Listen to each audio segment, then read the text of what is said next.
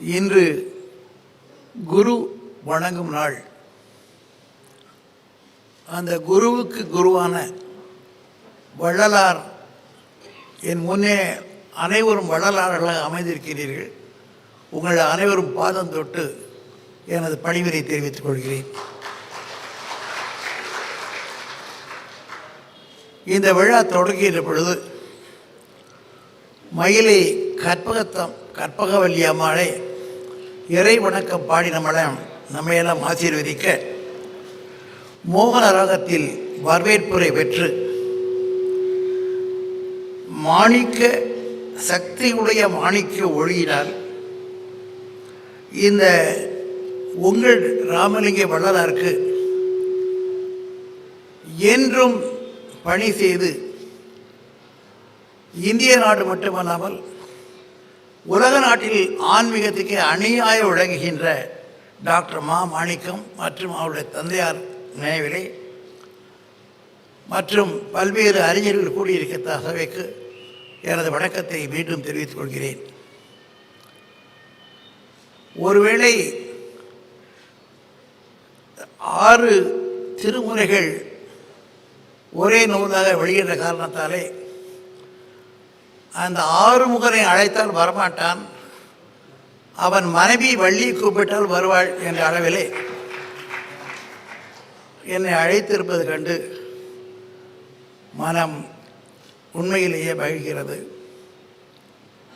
வள்ளலாரை பற்றி நான் சொல்லி நீங்கள் தெரிய வேண்டியதில்லை. ஒரே ஒரு கருத்து எனக்கு படிக்கிறது என்னவென்றால்,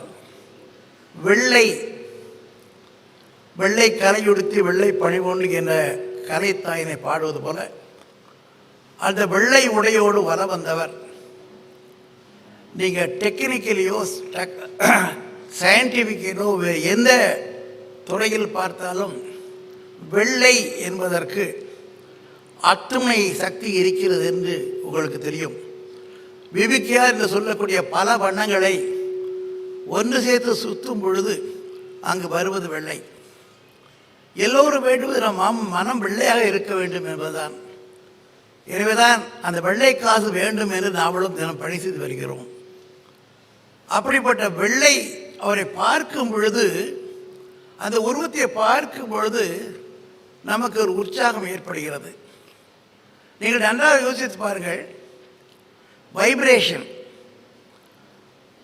ஒரு சைக்காலஜிஸ்ட் சொல்றான், நீங்கள் ஒருவரை பார்க்கின்ற பொழுது நீங்கள் அவனை பார்த்து சிரித்தால் அவன் ஒன்றை பார்த்து சிரிப்பான்.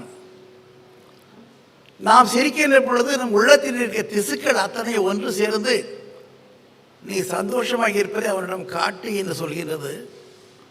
இந்த திசுக்களின் பிரதிபலிப்பாக அவன் உள்ளத்துல திசுக்கெல்லாம் அவன் சிரிக்கிறான், நீ சிரி என்று அதை புறங்கி காட்ட சொல்கிறது. இதுதான் வாழ்க்கையின் தத்துவம் என கருதுகிறேன். ஆக வெள்ளை உள்ளத்தை பார்க்கும் பொழுது நமது உள்ளத்தில் எத்தனை கருப்பு இருந்தாலும் குறைந்த அளவுக்கு நாம் ஒரு 10 விழுக்காடாக வெள்ளையோடு வாழ வேண்டும் என்கின்ற எண்ணம் நமக்கு வர வேண்டும் என்பதற்காகத்தான் இதுபோல விழாக்கள் நடத்தப்படுகின்றன.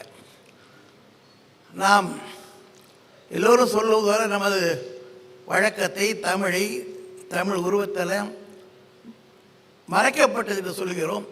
என்னை பொறுத்து மட்டும் அது மறைக்கப்படவில்லை. எடுத்துக்காட்டாக சொல்ல வேண்டுமானால், இன்றைக்கு ஆர்டிஃபிஷியல் இன்டெலிஜென்ஸ் சொல்கிறார்கள் அல்லவா, அதை முதல் கண்டுபிடித்தது யார் என்று கேட்டால் நிச்சயமாக நம் தமிழ் சங்க இலக்கியத்தை புரட்டி பார்த்தால் அதற்கு விடை கிடக்கும்.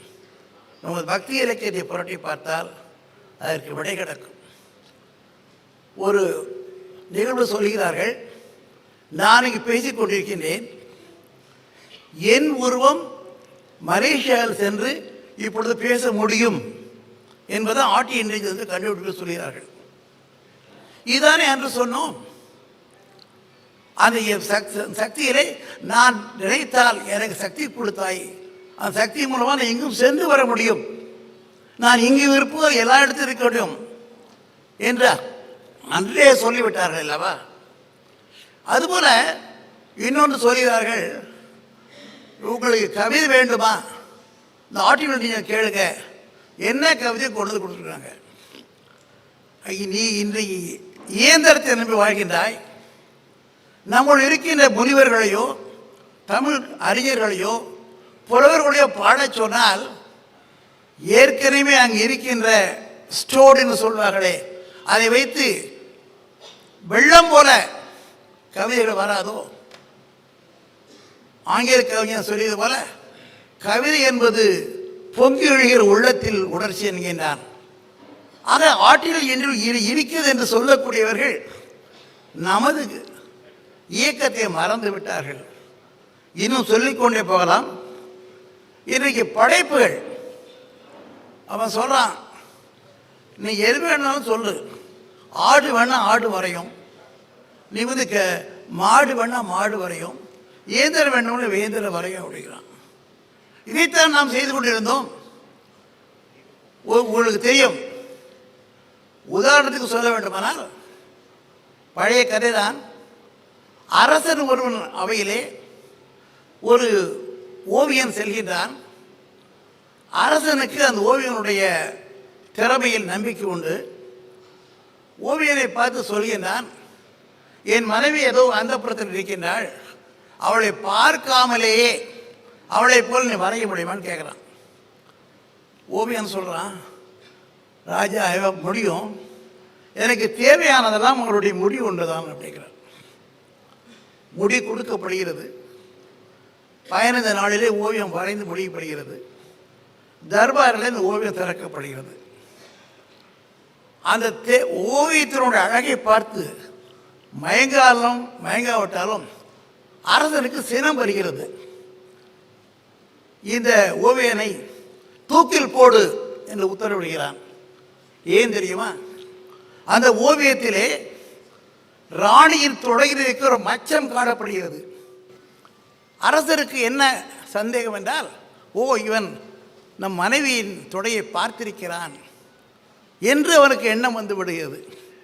அதன் பின்னாலே அல்ல அல்ல, அவன் மிக சக்தியால் இறை அருளால் ஒவ்வொரு பகுதியும் மிக அழகாக வரைந்திருக்கான் சொன்ன பின்புதான் அவனுக்கு அறிவு வருகிறது. அதான் படைப்பு திறன் நம்மிடம் இருந்தது தானே.